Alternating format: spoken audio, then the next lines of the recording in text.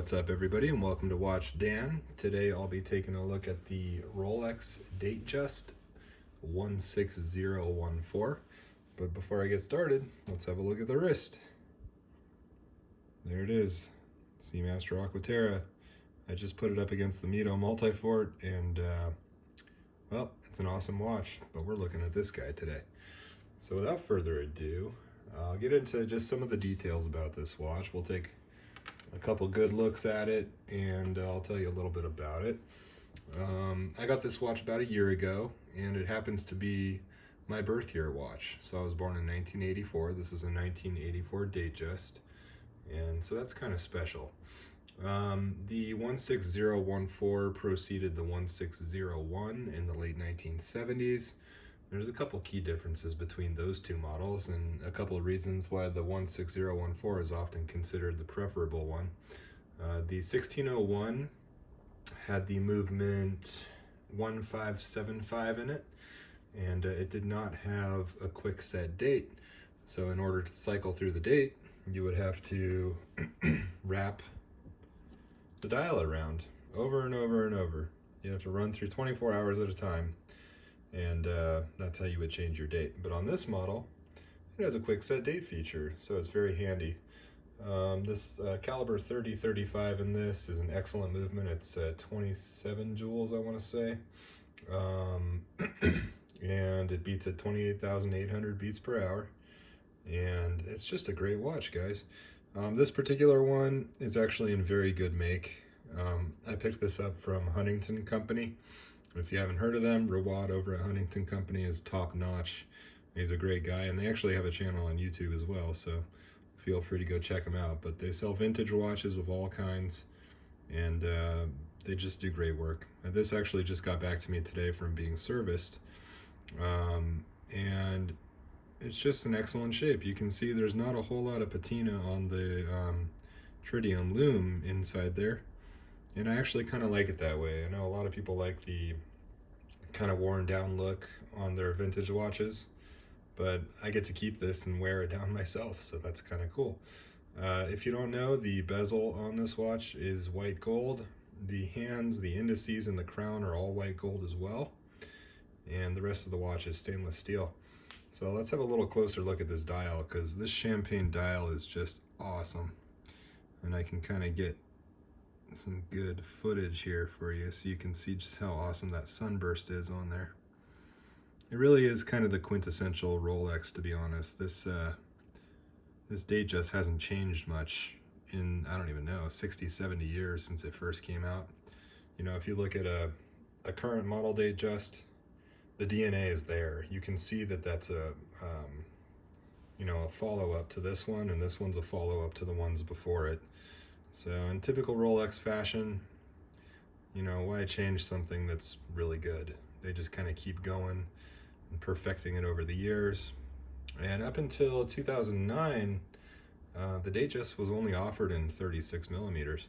So I have big wrists, you know, 7.5-inch wrist and big hands. So this watch, and I'm a big guy, I'm 6'2".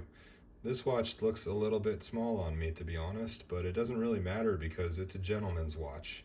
You know, it's very recognizable as just sort of the quintessential Rolex. So let's just take a couple closer looks at this thing. Let me see if I can get you a close-up of that dial. That 5-pointed crown on there is awesome. Rolex Oyster Perpetual. And this is an acrylic crystal on here. It's not very scratch resistant. In fact, if you just bump into something, you'll scratch this this crystal on here pretty easily.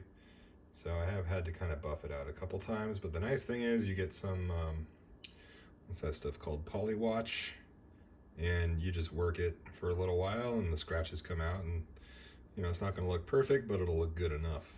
So that's one nice thing about it. While sapphire is extremely scratch resistant, it's virtually impossible to fix if it does chip or scratch. This one, you just kind of like buff it out and it's good to go again.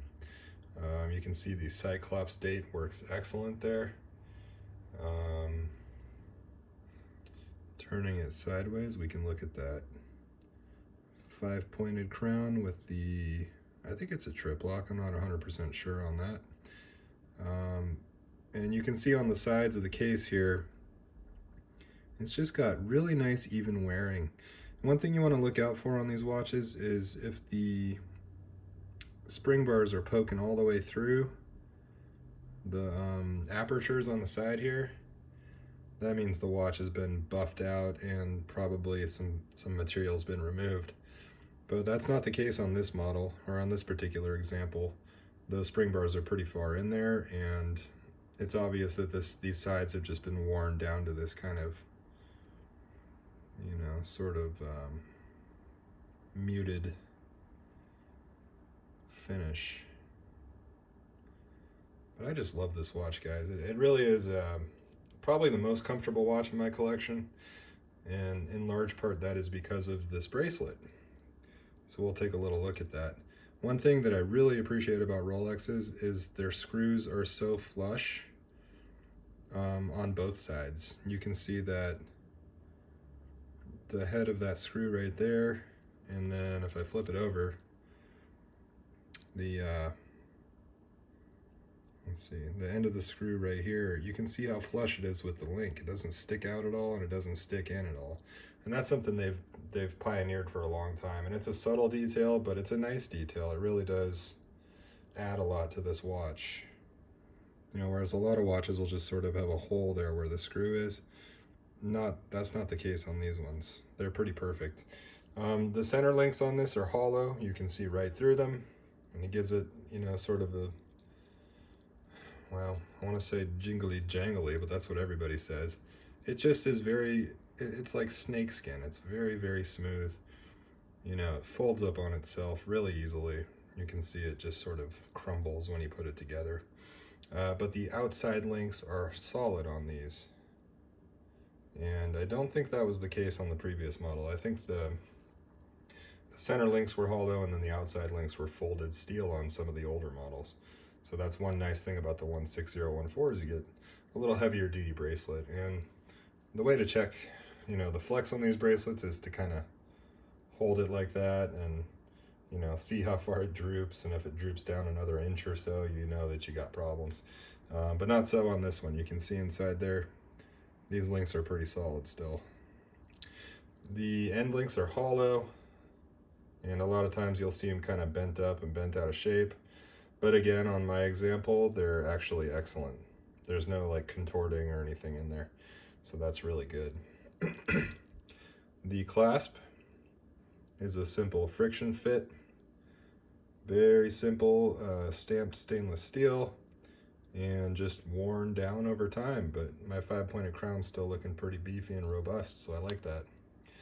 If you open it up, you have the stamped Rolex stainless steel swing arm, and you can match up the letter, I believe, at the end of the number on the bracelet with whatever's on the case to make sure that this is an original bracelet. And that's already been done. It's been matched up, and it is authentic. This watch is 100% authentic. And I'm really happy I got this example, because I see a lot of them and you kind of never know what you're going to get. A lot of times people will just buff these things out and make them look brand new online, and then you get it and you go, yeah, it looks awesome, but I mean, they remove so much material from the sides that it doesn't have that kind of down the barrel shot I'll give you here, that sort of bubble look to it, which is what you want on one of these watches. The action on the crown is excellent. I'll go ahead and unscrew it for you guys. And it is a hand winding automatic, so you can wind it by hand. Changing the time is very, very nice on this watch. I'll go ahead and do a little date jump over here for you. Probably not right at midnight, but pretty darn close.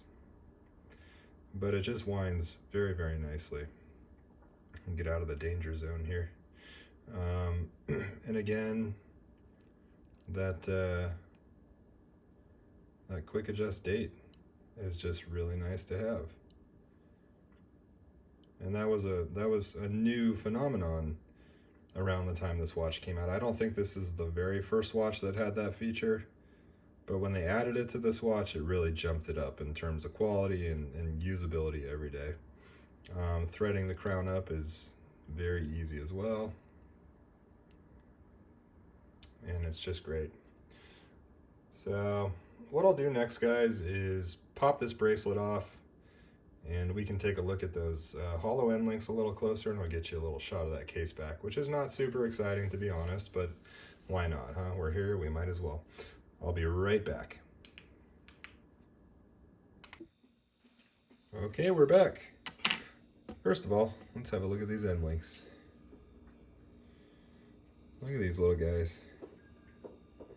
I like how they tack welded on a couple little holes in there for the spring bars to go in.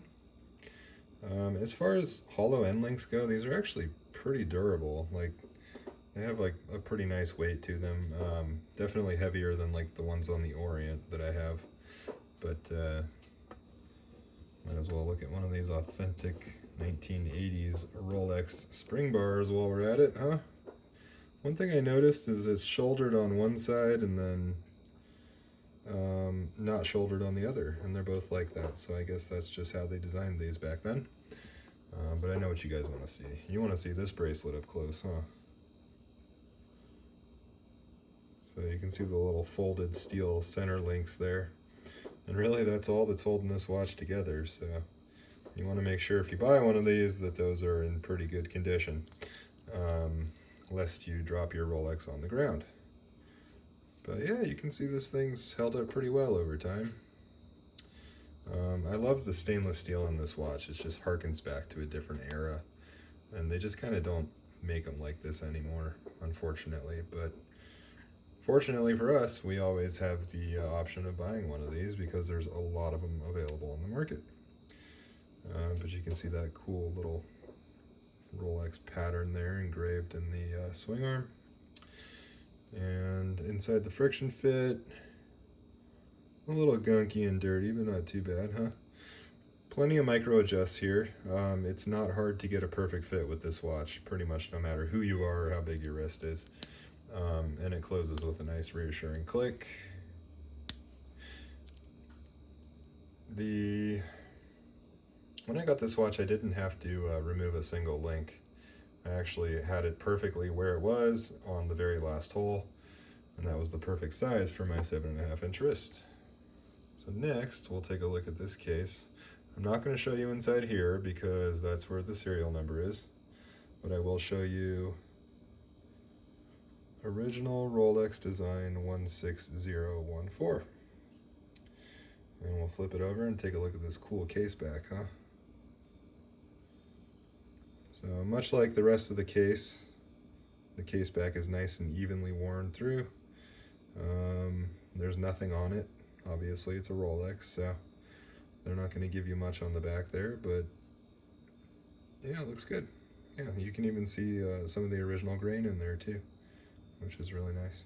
So yeah, guys, that's going to be the bracelet, the links, the spring bar, and the watch head for the Rolex 16014. So I'm going to pause this again, put this thing back together, and we'll get some wrist shots. Unfortunately, we won't be getting some lume shots because the tritium has long since worn out and it literally has no glow to it whatsoever. But I think that's a good sign because that means we know it's authentic. All right, I shall return shortly. And we're back. I'm going to go ahead and pop this guy on the wrist here.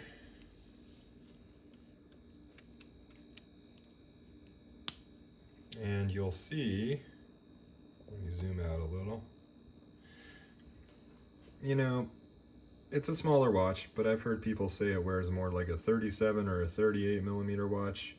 I've put this thing next to my Seiko Sarb 035, which is a 38 millimeter watch, and this one's definitely a little bit smaller, but the long, like 46 millimeter lug to lug length of this gives it good coverage from top to bottom on the wrist.